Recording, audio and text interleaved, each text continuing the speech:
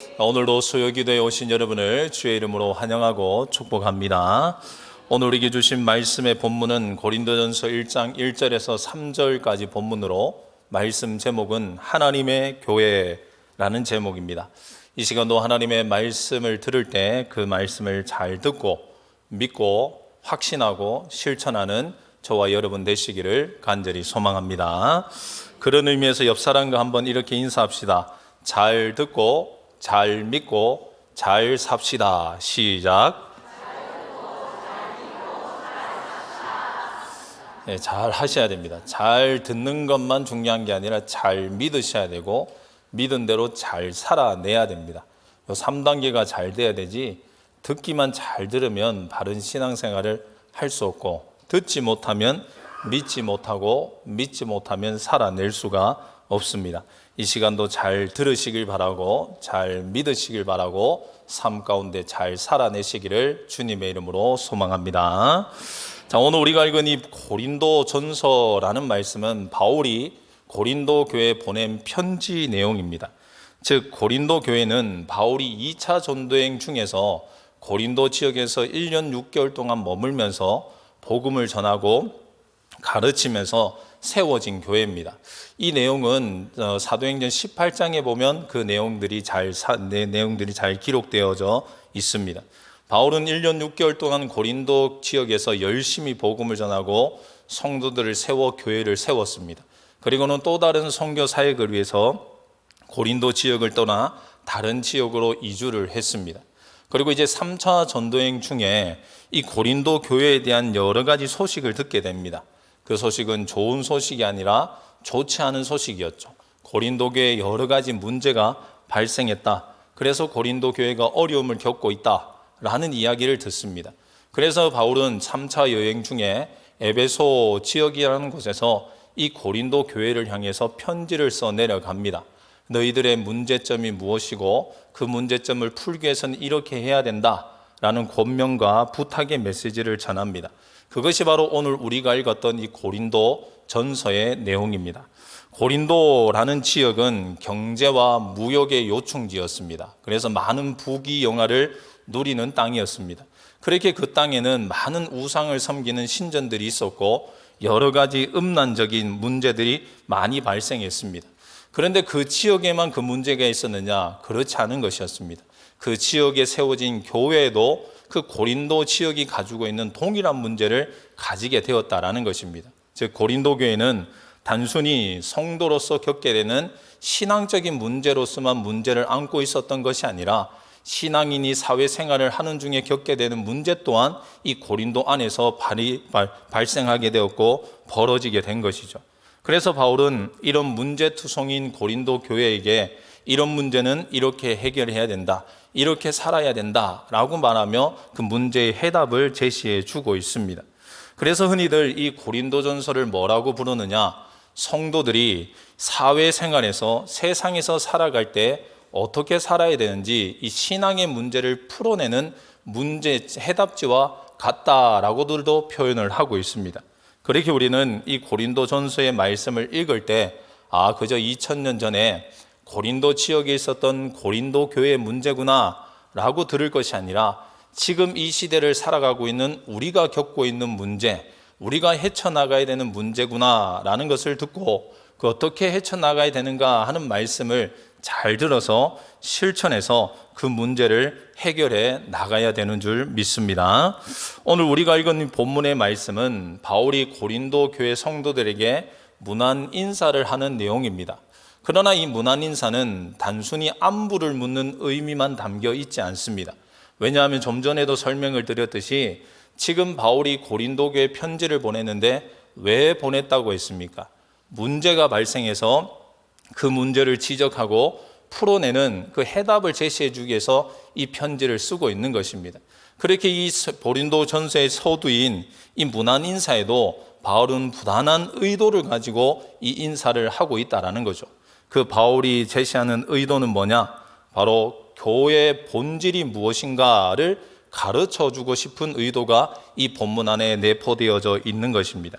그래서 저는 오늘 이 본문 말씀을 통해서 교회가 도대체 무엇인가 하는 것과 교회에 속한 우리가 해야 되는 역할이 무엇인가 하는 것에 대해서 함께 알아보려고 합니다. 다시 말해 교회를 알고 교회의 역할을 어떻게 해야 되지 않은 것은 너무나 중요합니다. 왜냐하면 알고 행한다면 내 믿음의 성장과 나라와 민족의 회복을 이룰 수가 있기 때문에 그렇습니다. 즉 교회는 내가 속한 공동체고 교회는 이 나라 이 민족의 마지막 희망이기 때문에 그렇습니다. 그렇게 교회가 교회로서 바르게 건강하게 설 때 그 교회에 속한 우리가 건강해지는 것이고, 교회가 건강할 때 나라가 건강해지고 민족이 건강해질 수 있게 되는 것이죠. 그렇게 저는 오늘 말씀을 통해서 교회란 도대체 어떤 곳인지, 우리는 교회에 속한 자로서 어떻게 살아야 되는지 하는 것에 대한 말씀을 함께 나누도록 하겠습니다. 그 첫 번째는 이렇습니다. 교회란 어떤 곳인가? 우리 화면을 보면서 같이 한번 읽어볼까요? 시작. 하나님이 주인이시다라는 것입니다. 그렇습니다. 교회는 하나님이 주인이신 줄 믿습니다. 흔히들 교회라고 하면 제일 먼저 뭘 떠오르느냐? 건물을 떠올립니다. 건물을 향해 교회라고 말들을 하죠. 하지만 엄연히 말해서 건물은 교회가 아닙니다. 교회는 예수 그리스도를 믿는 성도들의 모임을 교회라고 하는 것입니다. 건물은 그 성도들이 모여 예배하는 예배당에 불과한 거죠. 물론 우리는 편의상 건물을 향해서 교회라고 지칭을 하지만 본질적인 의미는 아니다라는 것을 우리는 기억해야 됩니다. 오늘 바울은 고린도 교회 성도들에게 이렇게 말을 하고 있습니다. 2절 하반절에 보면 이렇게 말하죠. 성경을 보면서 하반절, 상반절을 한번 같이 읽어볼까요? 시작. 고린도에 있는 하나님의 교회라고 말합니다. 고린도에 있는 어떤 교회요? 하나님의 교회라고 얘기를 합니다.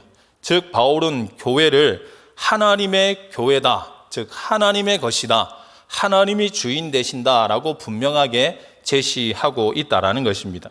그렇습니다. 교회는 하나님이 주인 되심을 믿습니다. 비록 교회가 사람들이 모인 공동체이지만 그렇다고 해서 사람이 주인이 될 수가 없다라는 것입니다.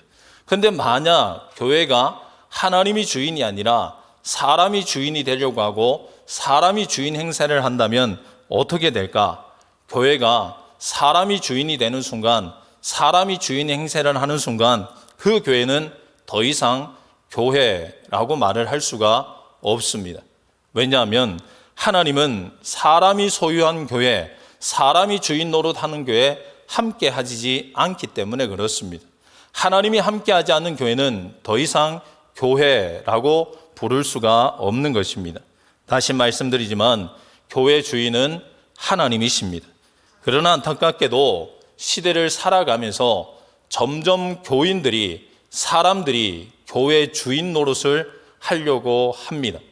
어떤 이들은 교회를 개척했다라는 이유로 자기의 것을 다 투자해서 교회를 세웠다라는 이유로 교회 주인 노릇하려는 목회자들이 있습니다.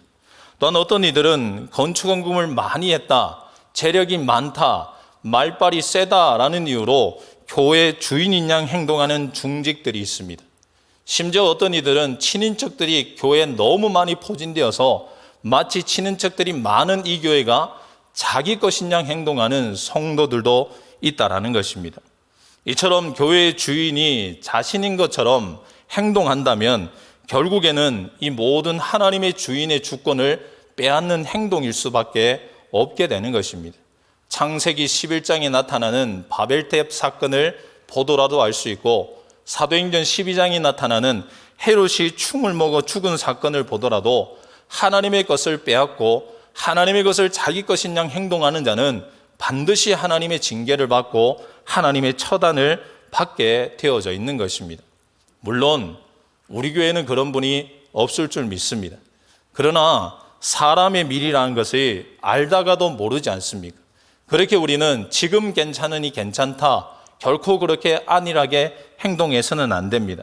우리는 항상 나도 주인 노릇할 수도 있겠구나, 나도 주인 행세할 수 있겠구나 라는 마음을 가지고 항상 주인은 하나님이시다 라고 고백하고 내가 주인 되려고 하는 그 의지를 끊임없이 내려놓는 삶을 살아내야 되는 것입니다. 왜? 부지불식간에 나도 모르게 교인 주인 행세를 할 수 있기 때문에 그렇습니다. 물론 교회 전체가 아니라도 내가 맡은 부서, 내가 맡은 반의 주인을 마치 나인 양 생각하고 행동하는 일들이 나도 모르는 사이에 일어날 수 있습니다. 그렇게 우리는 항상 나는 주인이 아니다. 나는 청지기일 뿐이고 주인은 하나님이시다. 이 교회의 주인도 하나님이시요. 우리 교회, 우리 부서의 주인도 하나님이시요. 내가 맡은 반의 주인도 하나님이시다라는 고백과 그 인식을 잊지 말아야 되는 것입니다. 그렇다면 하나님이 주인 되시는 교회라면 그 교회에 속한 우리가 해야 되는 역할은 이제 무엇인가? 하나님이 주인이시라는 것을 인정하고 믿는다면 우리가 해야 되는 것은 하나밖에 없습니다. 그것은 뭐냐? 끊임없이 하나님께 물어봐야 되는 것입니다. 왜? 내가 주인이 아니기 때문에 그렇습니다. 주인이 하나님이시기 때문에 우리는 끊임없이 하나님께 물어보고 그 하나님이 주신 답을 향해서 달려나가야 되는 것입니다. 다시 말해서 우리는 쉽게 하나님이 주인이다 말은 잘합니다. 그러나 하나님께 묻지 않고 행동하는 경우들이 많습니다. 하나님이 주인이시라면 물어야 되는데 묻지 않는다는 것은 주인으로 인정하지 않는다는 말과 같은 것이죠. 쉽게 비유해 본다면 주인이 따로 있는 물건을 쓸 때 여러분은 어떻게 합니까? 조용히 남몰래 그 물건을 쓰고 갖다 두는 사람이 있습니까? 물론 세상 사람들 중에는 그런 사람들도 있을 것입니다. 하지만 기본적으로 주인이 따로 있는 물건을 쓸 때는 주인에게 묻죠. 이거 좀 써도 되겠습니까? 금방 쓰고 갖다 드리겠습니다. 그랬을 때 주인이 예, 쓰십시오 라고 허락해 왔을 때 그 물건을 쓰지 않습니까? 근데 주인이 있는 물건을 쓰면서도 물어보지 않고 쓴다면 어떻게 됩니까? 도둑질이 되어지는 것입니다. 교회도 마찬가지입니다. 하나님이 주인이다라고 말해놓고 하나님께 묻지 않고 움직인다면 하나님의 자리를 도둑질하는 것과 같다라는 것을 우리는 잊지 말아야 됩니다. 이거는 교회 공동체뿐만 아니라 우리 개인의 삶에도 동일하게 적용할 수 있습니다. 우리는 개인적으로 하나님을 뭐라고 부릅니까? 주인, 주권자, 우리의 모든 통치자라고 부릅니다. 그러나 실상 우리가 하루를 살아갈 때 하나님께 묻지 않고 살아가는 삶이 얼마나 많습니까?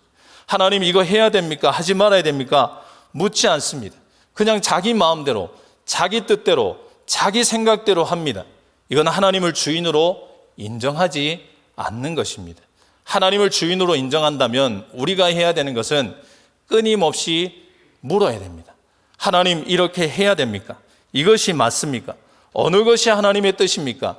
묻고 하나님 주시는 감동, 은혜, 지혜에 따라 움직일 때 하나님을 주인으로 진정 인정하는 삶이 되어지는 것입니다.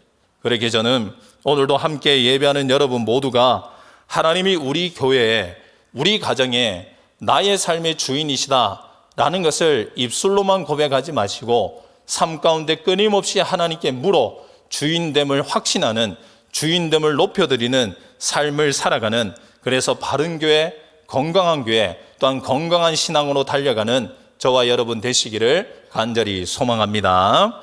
이제 두 번째로 하나님의 교회는 어떤 교회인가? 우리 화면을 보면서 다시 한번 읽어봅니다. 시작. 거룩한 성도들의 모임이다 라는 것입니다. 교회 정의는 서두에서 말씀드린 것처럼 예수 그리스도를 구주로 영접한 성도들의 모임이 교회의 진정한 정의입니다. 그래서 바울도 교회를 말할 때 이렇게 말하고 있습니다. 2절인데요. 다시 한번 2절 말씀을 한번 읽어보도록 하겠습니다. 시작. 고린도에 있는 하나님의 교회 곧 그리스도 예수 안에서 거룩하여지고 성도라 부르심을 받은 자들, 여기까지만 읽겠습니다. 그렇습니다. 교회는 사람들의 모임인데 그 사람들은 일반인을 말하는 것이 아니라 예수 그리스도를 구주로 영접한 성도들의 모임이 교회라는 것입니다. 그럼 여러분, 성도라는 말의 뜻이 무엇인지 아십니까? 그냥 교회 다니는 사람을 성도라 말하는 것이 아닙니다. 성도는 거룩한 무리라는 뜻을 가지고 있습니다. 즉 성도는 거룩한 자를 성도라고 이야기하고 있다라는 것입니다. 다시 말해 교회는 수가 많고 건물이 크고 재정이 튼튼하고 교회 역사가 오래되었다고 해서 건강한 교회라고 말하는 것이 아닙니다. 교회는 거룩한 성도들이 많을 때, 성도들이 거룩함으로 나아갈 때 그 교회를 건강한 교회, 바른 교회라고 말한다라는 것입니다. 본문에서 말하는 이 거룩하여 지고라는 말이 있습니다. 이 거룩하여 지고라는 말은 어떻게 쓰였느냐? 완료형으로 수동태로 쓰여졌습니다. 완료형으로 쓰여졌다는 것은 완성되었다는 뜻입니다. 다시 말해 완료형으로 쓰여졌다는 것은 우리가 이미 거룩해졌다라는 뜻입니다. 거룩해져야 된다가 아니라 거룩해졌다라는 뜻을 가집니다. 다시 말해 우리가 예수 그리스도를 구주로 영접하는 순간 우리는 어떻게 되었다고요? 거룩해졌다라는 것입니다. 그리고 수동태로 쓰였다라는 것은 내가 한 것이 아니다라는 것입니다. 즉 우리의 거룩해짐은 우리의 노력과 수고로 된 것이 아니라 예수 그리스도의 은혜, 하나님의 은혜로 되었다라는 거죠. 결국 이 모든 말을 종합해 본다면 이렇게 말할 수 있습니다. 우리가 예수 그리스도를 구주로 영접하는 순간 우리는 예수 그리스도로 인해 거룩해졌다라는 것입니다. 이 말씀은 히브리서 10장 10절에 분명하게 이렇게 기록하고 있습니다. 히브리서 10장 10절 말씀을 같이 한번 읽어봅니다. 시작. 이 뜻을 따라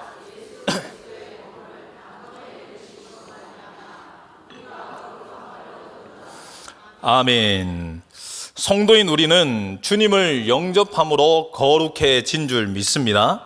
그러나 많은 성도들이 착각하고 오해합니다. 어떻게? 우리는 거룩해져야 된다. 아직 나는 거룩해지지 않았기 때문에 계속 거룩해져야 된다라고 생각합니다. 그러나 성경은 우리에게 그렇게 말하지 않습니다. 너희가 예수를 믿는 순간 너희는 거룩해졌다라고 분명히 말합니다. 그렇게 우리가 해야 되는 일은 거룩해지기 위해서 일을 해서는 안 됩니다. 거룩해지기 위한 노력은 우리에게 더 이상 필요 없습니다. 그럼 어떻게 해야 되느냐? 우리가 해야 되는 일은 거룩해진 것을 지켜나가는 것입니다. 다시 말씀드립니다. 우리가 해야 되는 것은 거룩해지는 것이 아니라 이미 거룩해져 있는 상태를 지켜나가는 것이 우리가 해야 되는 본분인 줄 믿습니다. 동일한 의미에서 에베소서 4장 3절에 보면 이런 말씀이 있습니다. 평안에 매는 줄로 성령이 하나 되게 하심을 힘써 지키라 라는 말이 있습니다. 이 말씀은 많은 사람들이 잘 몰라요. 왜 모르느냐? 우리는 하나 되어야 돼 라고 말하지만 우리는 하나 되어야 될 존재가 아닙니다. 이미 예수를 믿음으로 그리스도 안에서 우리는 하나 된 줄 믿습니다.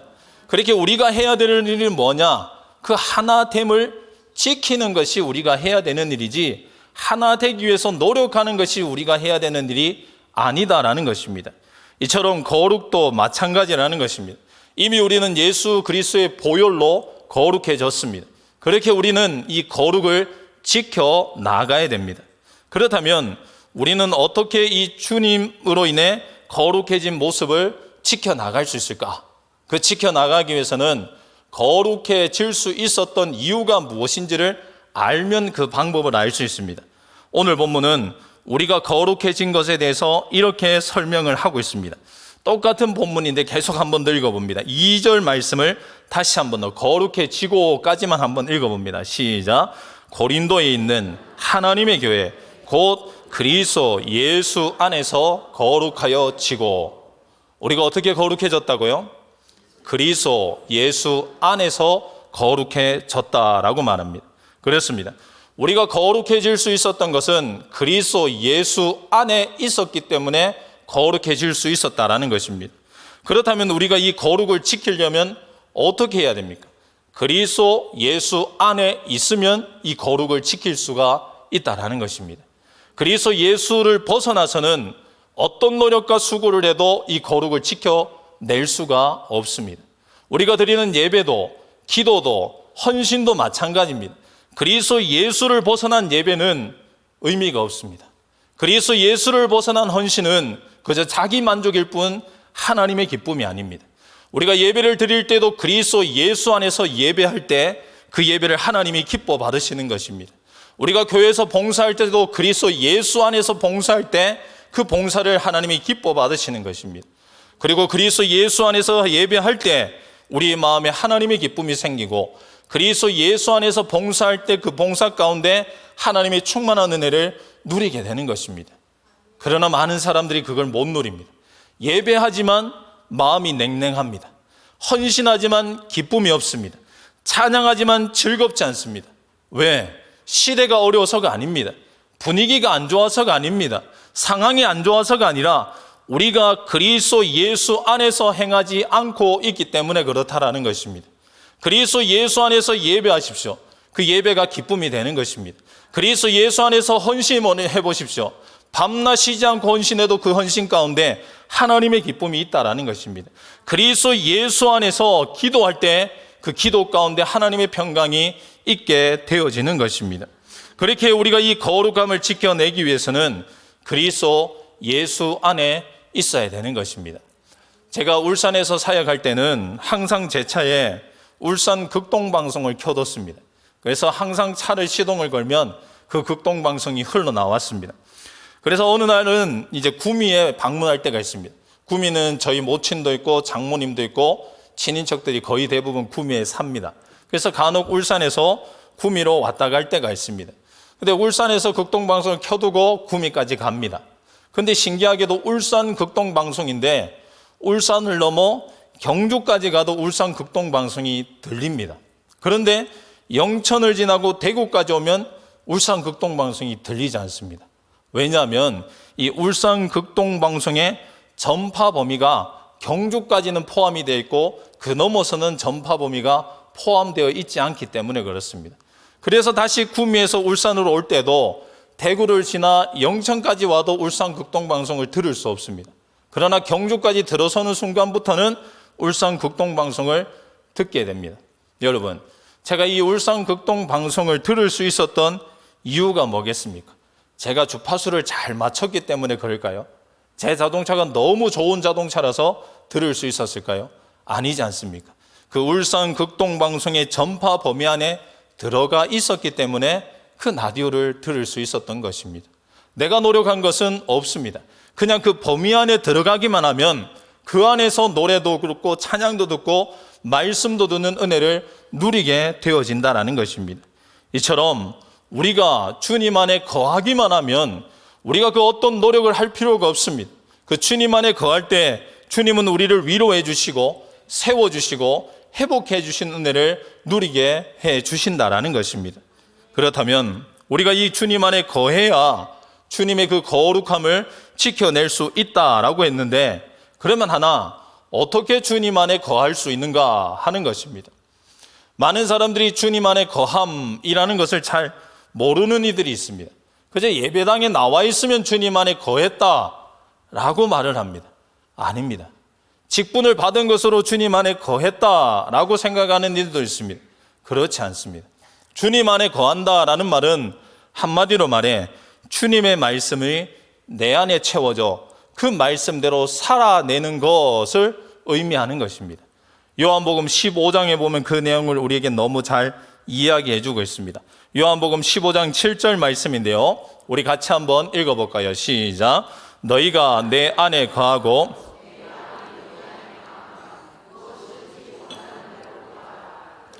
이루리라. 아멘. 거룩은 세상과 구별된 삶을 살아내는 것입니다. 내가 거룩하다 거룩하다라고 외친다고 거룩한 삶이 아닙니다. 세상 사람들과 다른 모습, 구별된 모습으로 살아낼 때 그것을 거룩이다라고 얘기합니다.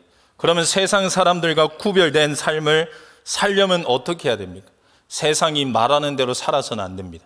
하나님이 가르쳐 주신 대로 하나님의 말씀대로 살아야만 그런 구별의 삶을 살아낼 수가 있다라는 것입니다. 그렇게 우리가 주님 안에 거하여 거룩을 지켜내기 위해서는 말씀을 부지런히 들으셔야 됩니다. 그리고 그 말씀대로 살아낼 수 있어야 주님 안에 거하는 삶, 그리고 거룩한 삶을 살아낼 수가 있다라는 것입니다. 여러분, 성경을 열심히 읽으십시오. 중직을 갖고 있으면서도 1년에 1독도 하지 못하는 중직들이 얼마나 많은 줄 모릅니다. 하루에 성경 한 장을 읽지 않고 일주일을 살면서 주일 나와서 하나님께 예배하는 그 모습들이 우리의 삶에 얼마나 많은 줄 모르겠습니다. 성도는 성경을 부지런히 읽어야 됩니다. 그리고 듣고 그 들은 말씀대로 살아내야 이 어렵고 험난한 시대 가운데 거룩을 지켜낼 수가 있습니다. 그런데 어찌 성경 한 장도 읽지 않고 이 험난한 시대 가운데 거룩을 지켜내며 성도라고 말하고 살아낼 수 있습니까? 우리의 힘으로는 결코 할 수 없습니다. 말씀을 읽고 듣고 지켜 행함으로 그리스도 안에 머물러 있어야 그 거룩을 지킬 수가 있다라는 것입니다. 그러기에 저는 오늘도 함께 예배하는 여러분 모두가 교회는 거룩한 성도들의 모임이라는 사실을 꼭 기억하고 우리가 해야 될 일은 그 거룩을 지키는 것인데 그 거룩을 지키기 위해서는 말씀 안에 거하는, 말씀과 가까이 하는, 말씀을 따라 살아가는 삶이다 라는 것을 꼭 기억하고 오늘부터 성경을 펴 읽고 듣고 실천하는 저와 여러분 되시기를 간절히 소망합니다. 자, 이제 마지막 세 번째로 하나님의 교회는 어떤 교회인가? 우리 같이 한번 화면을 보면서 읽어봅니다. 시작. 은혜와 평강이 있는 곳이다 라는 것입니다. 자, 3절 말씀을 우리 같이 한번 읽어볼까요? 시작. 하나님 우리 아버지와 주 예수 그리스도로부터 은혜와 평강이 있기를 원하노라. 아멘. 하나님이 주인 되시고 거룩한 성도들의 모임인 교회에는 은혜와 평강이 있는 줄 믿습니다. 왜냐하면 그런 교회에 하나님이 역사하기 때문에 그렇습니다. 하나님이 역사하면 교회에는 은혜와 평강이 있게 되는 것입니다. 그러나 교회라는 명패는 붙었지만 교회 안에 은혜가 없다면, 평강이 없다면 그는 살았으나 죽은 교회라고 말할 수 있습니다. 이는 성도의 개인의 삶도 마찬가지입니다.